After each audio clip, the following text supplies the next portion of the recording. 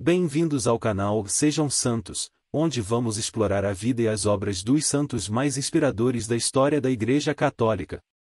Nós vamos compartilhar suas histórias, seus ensinamentos e seus exemplos de virtudes, esperando que possam nos inspirar a viver de acordo com os ensinamentos de Cristo. Então, se você quer aprender mais sobre esses santos e descobrir como suas vidas podem ser caminhos que nos levam a Jesus Cristo para nós hoje, inscreva-se no nosso canal e deixe o seu like. Inscreva-se hoje mesmo, divulgue nosso canal a seus amigos e comunidades e nos ajude o nosso canal para que possamos alcançar mais pessoas na divulgação a conhecer mais a vida dos santos. Onde a santidade é uma jornada diária. Faça parte dessa comunidade de busca pela santidade.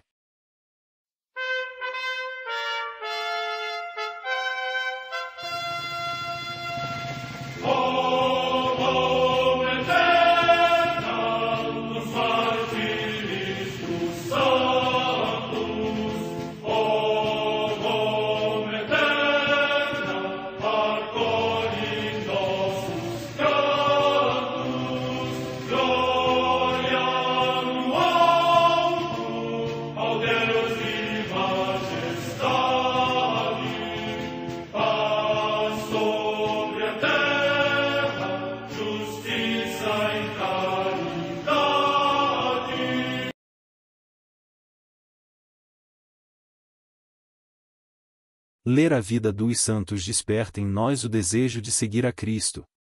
Através de suas vidas podemos aprender as virtudes, a sabedoria e o amor de Deus. Cada santo nos oferece um modelo de vida a ser imitado, como diz São Paulo na carta aos Hebreus, capítulo 12, versículo 1. Estamos rodeados por uma nuvem de testemunhas. A Igreja foi fundada por nosso Senhor Jesus Cristo não apenas como uma instituição, mas uma autêntica família.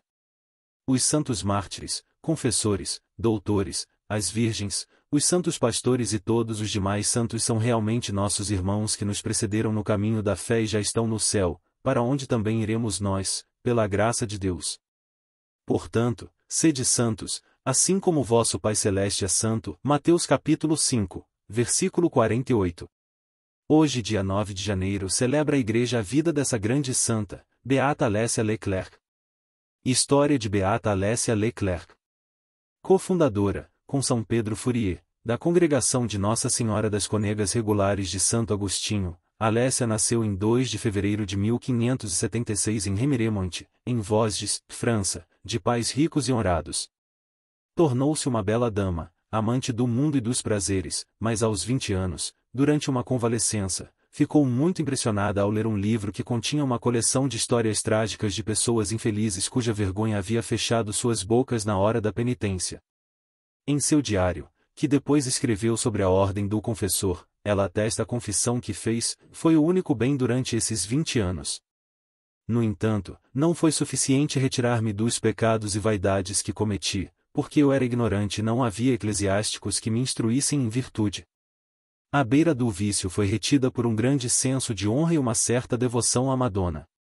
Em 1595 mudou-se, sem arrependimentos, com seus pais para Imont, perto de Matancourt, onde, 3 anos depois, ela viu Pedro Fourier chegando como um novo sacerdote.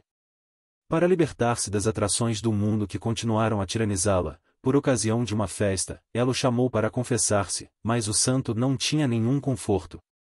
Ela perdeu então a pouca devoção que tinha, mas Deus não parou de correr atrás dela. Durante 3 domingos, durante a missa solene, ele a fez ouvir o som de um tambor que roubava seus sentidos. No 3º domingo ele mostrou a ela no ar um demônio batendo naquele tambor e uma multidão de jovens que o seguiam com grande alegria. Com medo dessa visão, Alessia confessa: e naquele exato momento, resolvi não mais pertencer a essa sociedade e, a partir de então, fazer o que mais agradaria a Deus, mesmo quando tivesse que morrer. Após este propósito, ainda atesta, pareceu-me que tudo o que estava em meu íntimo foi tirado de mim, e que outro espírito foi colocado lá. Alessia não perdeu a oportunidade de mostrar sua constância. Um dia seus pais forçaram-na a participar de uma festa de casamento e ela, durante o banquete, emitiu um voto de virgindade perpétua. Deixou, então, todos os vistosos vestidos, cobriu a cabeça com um véu branco e correu até o confessor para lhe dizer que faria o que fosse indicado como mais agradável a Deus. O padre Fourier repreendeu-a por fazer seus votos sem os conselhos e acompanhamentos de um religioso e prescreveu uma confissão geral. De sua parte, Deus permitiu que ela fosse assaltada por escrúpulos e tentada pelo diabo a esconder os pecados cometidos. Como desejava ser religiosa, o padre sugeriu que entrasse no mosteiro das Clarissas de Pont-à-Mousson, mas o Senhor, durante a oração, inspirou-os a fazer uma nova casa de freiras, onde praticassem todo o bem possível. Pedro Fourier então colocou como condição indispensável para ela, que conseguisse pelo menos 4 companheiras que estivessem aptas para tal propósito, e Alessia as apresentou em pouco tempo. Não sendo capaz de abandoná-las, o santo apresentou-as oficialmente aos seus fiéis na noite de Natal de 1597, um mês depois, confiou-lhes a tarefa de instruir as pobres meninas da paróquia. Segundo alguns, as jovens eram loucas, segundo outros desiludidas. O pai de Alessia, impressionado com esses rumores, decidiu enviar sua filha como pensionista para Ormes, no hospital de Santa Elisabetta. Alessia não encontrou o que queria. Oprimida pela ansiedade do espírito, ela passou noites na frente do Santíssimo Sacramento chorando e orando, jejuando continuamente 3 vezes ao dia. Foi açoitada até sair sangue. Ela finalmente chegou a ser hospedada com suas companheiros na abadia de Poussa e pelas irmãs seculares Madame de Apremont e Madame du Fresnel, espiritualmente dirigidas por Pedro Fourier. Na oitava de Corpus Christi, 1598, para melhor compreender a vontade de Deus, elas fizeram um retiro espiritual.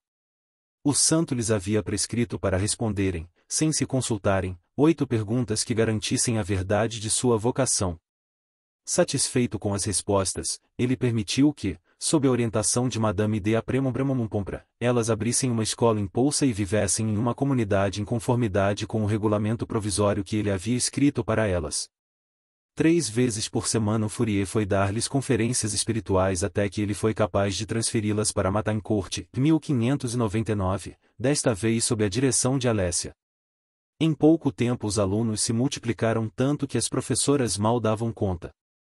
Estando mais perto, o Fourier poderia lidar mais com a oferta de aulas de ortografia, leitura e aritmética, cuidando de sua formação pedagógica e acima de tudo espiritual com uma firmeza que muitas vezes beirava a dureza.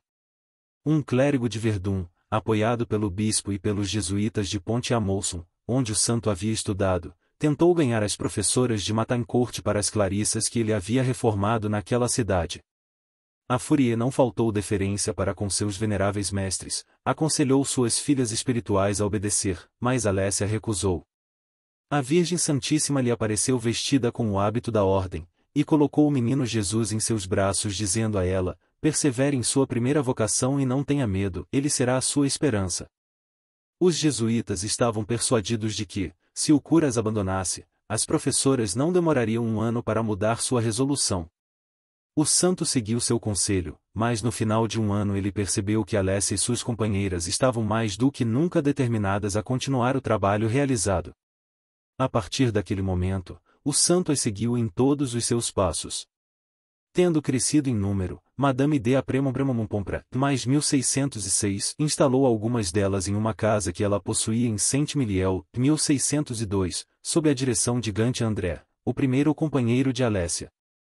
A abençoada ficou feliz por não ser eleita superiora, mas assim que chegou, foi atacada pela tentação contra a fé e viveu um período extremamente doloroso, apesar do encorajamento de Pedro Fourier.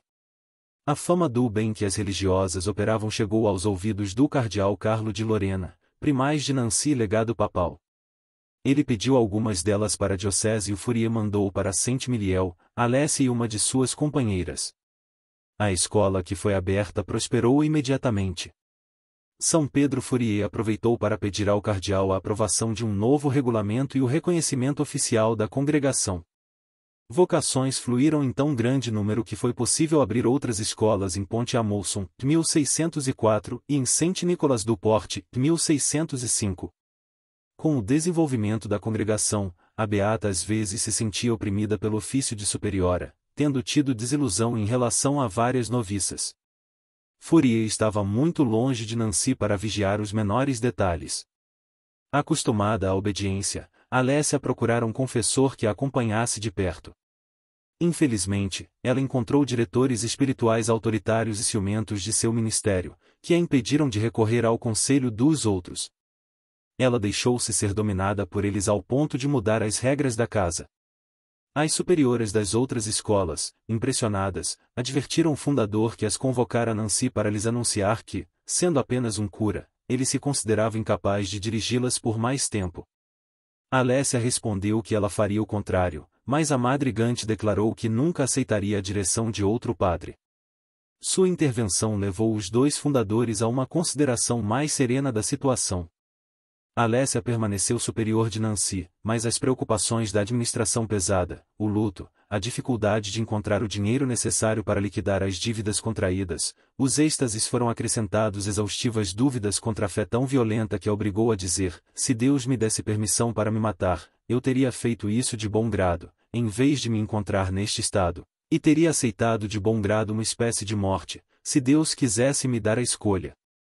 Completamente desarmada, Alessia pediu para retornar a Matancourt, 1609. Padre Fourier recebeu-a duramente e ordenou-lhe que permanecesse submissa a uma superiora muito grosseira com a tarefa de cuidar dos doentes. Incapaz de entender a delicadeza desta alma predestinada, mais irritada do que edificada por sua humildade e deferência, a superiora não poupou nada para humilhá-la e lidar com ela de maneiras abruptas, a ponto de provocar protestos de suas irmãs. Padre Fourier interveio apenas para agravar a situação. De tempos em tempos ele a mandava pedir esmolas de porta em porta, e enquanto ela ajudava a mãe que estava morrendo, ele teve a coragem de mandá-la ir à igreja para decorar o altar. A beata obedeceu com a morte na alma. Sob tal regime, que deveria quebrar seu corpo e alma, Alessia recuperou sua saúde e paz. Tranquilizado pelas virtudes de sua colaboradora, Pedro Fourier enviou-a para as casas onde as dificuldades se multiplicavam, Pont-à-Mousson em 1610 e Verdun em 1612. A presença de Alessia bastou para fazer desta casa o centro da congregação. Em 1614, um capítulo geral foi reunido e, no ano seguinte, uma bula papal deu ao novo instituto a existência canônica, sem levar em consideração as escolas externas.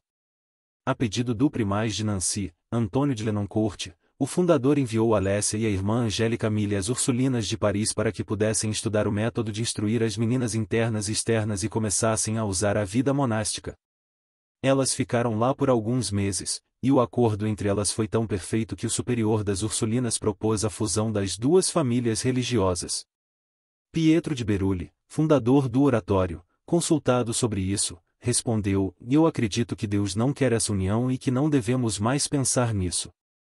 O primeiro mosteiro da congregação de Nossa Senhora foi erguido em Nancy por interesse de Antônio de Lenoncourt. Em 1616, Paulo V promulgou a bula que, completando a anterior, autorizava as freiras a receber estudantes internas para ensiná-las, mas apenas provisoriamente. Outra bula de 1628 permitirá aos membros da congregação receber as externas no recinto e emitir um quarto voto que as obrigaria a instruir as jovens. As constituições, resultado de 20 anos de trabalho, orações e penitências, foram aprovadas pelo bispo de Tours em 1617. Alessia tornou-se Madre Maria Teresa de Jesus ao mesmo tempo professora novata e noviça. Ela inculcou a devoção que sentia pela humanidade do Senhor e sua paixão, querendo fazê-los adquirir as virtudes mais sólidas. Para uma noviça, que confiava demais em êxtases e arrebatamentos para levar almas a Deus, ela disse: para nós que somos tão cheias de nós mesmas e falhas tão numerosas, elas seriam mais coisas a temer que a desejar. Portanto, minha irmã, não o deseje. Eu faço mais caso de um fio de humildade do que de 100 êxtases. A beata estava se preparando para a profissão religiosa lutando durante 10 meses contra tentações quase contínuas e horríveis. Eleita superior em 1618, ela amava suas irmãs como mãe e era um exemplo para elas, intervindo com pontualidade e precisão em todos os exercícios comuns, não se deixando absorver pela multiplicidade de assuntos e constantemente na presença de Deus. Fiel ao lema, o zelo da educação é o objeto da minha vocação, gostava de ir muitas vezes nas salas de aula para garantir o aproveitamento das alunas e o bom funcionamento das escolas. Madre Teresa de Jesus cuidava da saúde das freiras e queria que todas tivessem 7 horas para dormir, um quarto e uma cama adequados e limpos, comida saudável e bom pão. A ninguém deixava faltar nada necessário, porque se a abundância é contrária à pobreza, a estreiteza é contrária à caridade. A Beta passou os últimos meses de sua vida na cama em meio a dores e tentações crescentes que às vezes a faziam gemer e meu Deus, por que você me abandonou? Eu sei que mereço o inferno, mas sempre desejei ser o objeto de suas grandes misericórdias. 8 dias antes de sua morte, ela recuperou a paz de espírito, mas foi submetida a convulsões tão frequentes e a tal dor excruciante ardente que movia compassivamente aqueles que a visitaram, não excluindo Pedro Fourier. Madre Teresa de Jesus morreu em 9 de janeiro de 1622 e foi enterrada no coro do mosteiro. Por 2 ou 3 anos em sua cela e perto de seu túmulo, as freiras perceberam perfumes doces. Mais tarde, com a dispersão devido a guerras, todos os vestígios do túmulo da fundadora foram perdidos. Pio XII beatificou Alessia Leclerc em 1957. Em 1950, eles descobriram seu corpo por acaso e, em 1960, foi transferido para a capela do mosteiro com grande solenidade. Beata Alessia Leclerc, rogai por nós. A Santa Madre Igreja celebra também nesse dia os santos. Em Ancona, no Piceno, hoje nas Marcas, região da Itália, São Marcelino, bispo, que, como escreve o Papa São Gregório Magno, com o poder divino salvou do incêndio esta cidade. Morte no século VI. Em Cantuária, na Inglaterra, Santo Adrião, abade, natural da África, que, vindo de Nápoles, na Campânia, chegou à Inglaterra e, pela sua profunda formação em ciências sagradas e profanas, ensinou a um grande número de discípulos a ciência da salvação. Morte no ano 710. Na Escócia, São Felano, abade do mosteiro de Santo André, que, insigne pela vida de grande austeridade, viveu na solidão. Morte no ano 710. No Monte Olimpo, na Bitínia, na atual Turquia, Santo Eustrácio Taumaturgo, abade do mosteiro de Abgar. Morte no século IX. Em Ténèse, no território de Poitiers, na Aquitânia, atualmente na França, Santo Honorato de Busançais, mártir, que era negociante de gado e com o seu lucro socorria os pobres, e, ao repreender 2 seus empregados pelos furtos que faziam, foi por eles barbaramente assassinado. Morte no ano 1250. Em Certaldo, na Etrúria, na atual Toscana, região da Itália, a beata Júlia della Rena, da Ordem Terceira de Santo Agostinho, que viveu reclusa só para Deus numa pequena cela junto da igreja. Morte no ano 1367.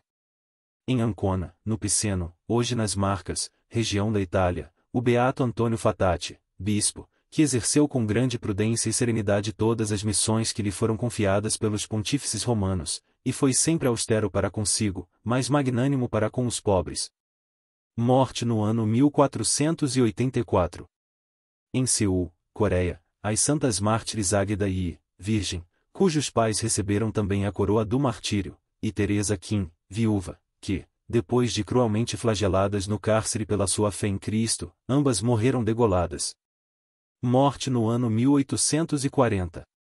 Perto de Munique, cidade da Baviera, na Alemanha, no campo de concentração de Dachau, os beatos José Pawlowski e Casimiro Grelewski, presbíteros e mártires, que, em tempo da guerra, deportados da Polônia invadida pelos perseguidores, terminaram o seu martírio com o suplício da forca. Morte no ano 1942.